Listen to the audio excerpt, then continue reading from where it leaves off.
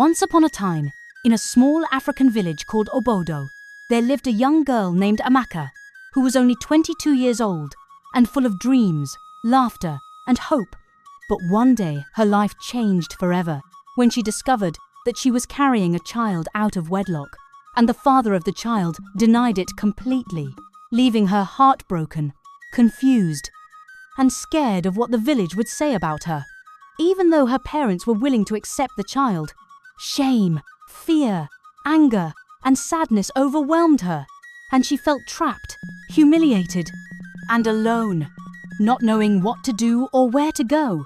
In the dead of night, after giving birth, Amaka wrapped her tiny newborn baby boy in a soft cloth, placed him carefully in a small woven basket, and carried him to the river that marked the border of the village. And as she looked at him for one last time, tears streamed down her face, and she whispered softly, "Forgive me, my child. I pray that you live and grow strong. I cannot stay. I cannot raise you. And I cannot face the world." And with a heavy heart, she set the basket afloat on the river, pushed it gently into the current, and ran into the darkness, never to be seen in the village again. The basket floated gently down the river, with the moonlight shining on the water, guiding it quietly as the baby inside cried softly, and the sound of his little voice echoed across the riverbanks, until the next morning, when the basket reached the village of a kind and patient fisherman named Mazi Chukwudi, who had been casting his net into the river early that morning as part of his daily routine. And as he looked carefully at the water, he noticed a small basket floating and could hear the faint cries of a baby. And with his heart filled with surprise and amazement, he reached closer to the basket, lifted the basket carefully, and found the tiny, crying baby boy. And he ran quickly to his wife, shouting, "My wife, come and see this child." Perhaps our prayers have finally been answered after 10 long years of waiting for a child, and God has finally sent us a son.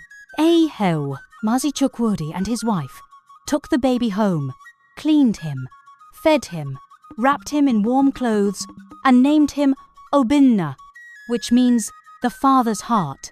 And from that day onward, they loved him deeply as their own, giving him everything a child could ever need, raising him with patience, care, guidance, and unconditional love.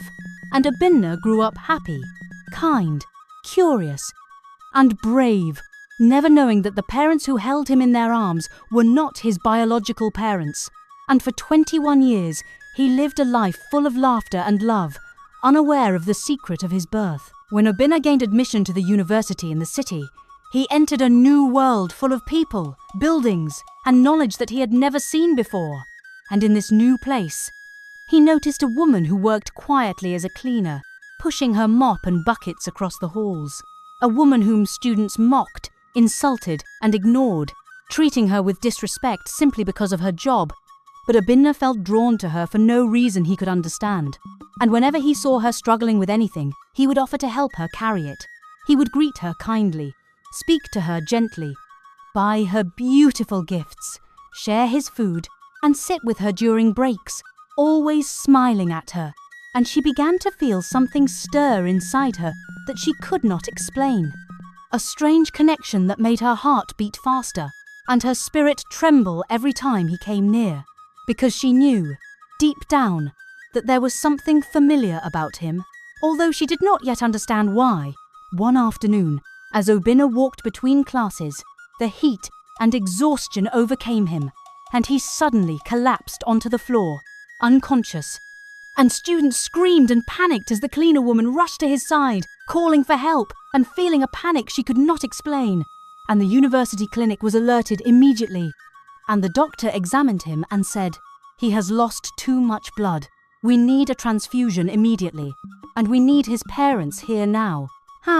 When Mazi Chukwudi and his wife arrived at the university with Obinna's records, the doctor ran tests to see if their blood matched Obinna's for the transfusion. And to everyone's shock, the doctor discovered that neither the adoptive father nor the adoptive mother's blood was a match for Obinna, leaving them confused, scared, and uncertain about what to do. And the doctor said, "This is very unusual. Are you sure he is your biological child?" And the adoptive parents were silent, because they had never told him the truth, acting as if he was theirs from the beginning. And in that tense moment, the poor cleaner woman standing nearby felt an irresistible pull to step forward, her hands shaking, tears running down her face, and she said softly, "Please, test my blood. I think I may be able to help him." The doctor took her blood and ran the test, and within moments he shouted in astonishment, "It is a perfect match. She is the donor and the mother." And the hall fell silent as everyone stared at her, realizing the truth, and she collapsed to her knees, sobbing uncontrollably, covering her face with her hands, and whispered over and over, "My child, my Obinna, I cannot believe you are alive. I'm very sorry. I thought I had lost you forever." Obinna slowly opened his eyes and saw the woman kneeling beside him, crying, and weakly called, "Mama?" And she fell forward, holding him gently, pressing her face to his chest, and saying through tears, "Yes, my child, my son, I am the one who left you on the river. I am the one who abandoned you. I thought I had lost you. I prayed for years for God to keep you safe, and now I have found you again. I'm so sorry, my child." Okay, the adoptive parents knelt beside him as well, tears streaming down their faces, explaining, "We found you floating in a basket on the river when you were a baby, Obinna, and we raised you as our own, loved you with all our hearts, and never told you the truth, because we were afraid you might leave us. But we have always been proud to call you our son." And Obinna looked at the poor cleaner woman, his real mother, and slowly smiled through his tears, saying, "Mama, I don't hate you. I don't blame you. You suffered enough, and I will always love you because you are my mother. And I am happy to finally meet you." And he hugged her tightly, while also hugging Mazi Chukwudi and his wife, because they were the ones who had raised him with love and care. And from that day onward, he brought his real mother into his life, cared for her, respected her, and ensured that she was never looked down upon again, and the river that once carried him away had now brought him back to his true destiny.